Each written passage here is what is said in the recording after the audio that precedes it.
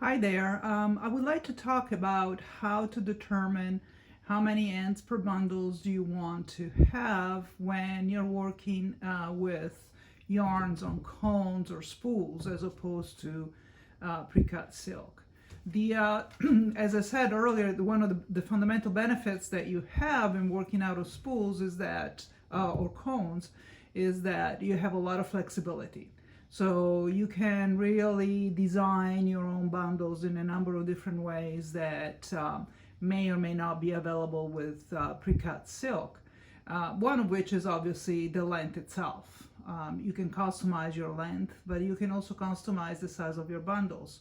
So how do you determine what is a good size? Well, it depends on what you have in mind and what your project is, of course.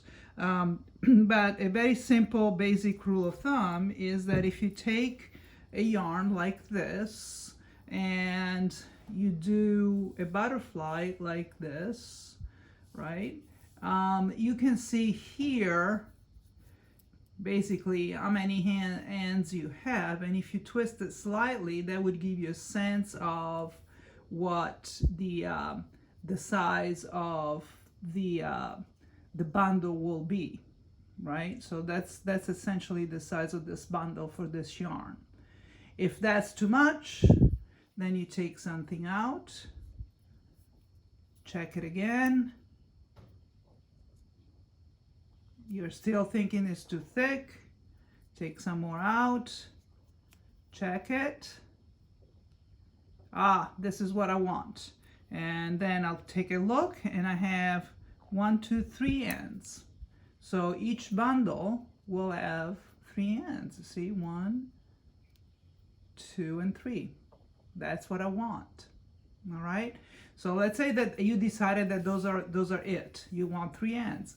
So now you're going to have to measure your bundles and determine if the overall size of the braid is exactly what you want. If it is, you're good to go. If you're not, you may need to add or take out some stuff. So let's take a look at it.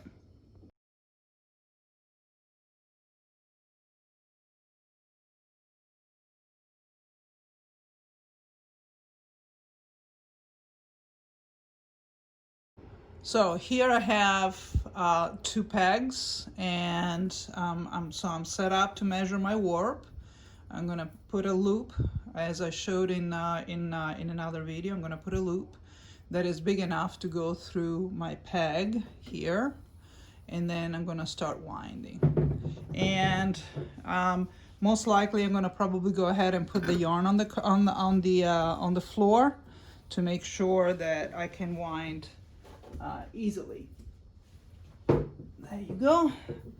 So look at this. 1, 2, 3. I decided that that's the size of each bundle. So this is one bundle for me.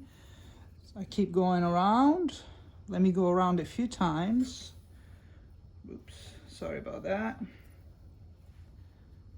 It's hard to do when you're videoing yourself.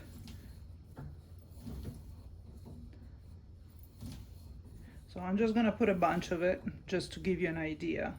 I'm not gonna spend a lot of time, but remember that you need to figure out, you need to measure all the bundles for all the tamas that you're doing at the same time, that you're gonna use at the same time.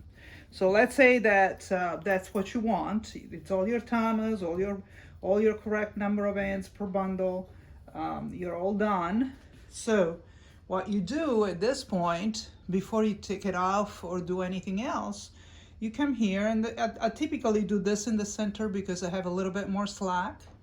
I grab all my yarns together, and as I did earlier to figure out how many ends per bundle, I'll take the center, twist it slightly, just so, and that gives me an idea of what my braid might look like. If I'm happy with the size of the braid, then I'm good to go. If I think it's too fat, then I'm gonna have to take some of the yarn off. If I think it's too thin, obviously I'm gonna have to add more yarns.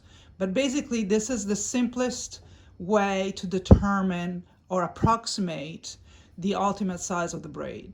And it holds true whether you're doing a flat or a round or a square braid. It's just an approximation, of course. As you can imagine, there are other factors that will determine the ultimate size, but at least this gives you an idea of whether you got enough hands per bundle for all the tama that you have. That's how I typically handle working from cones.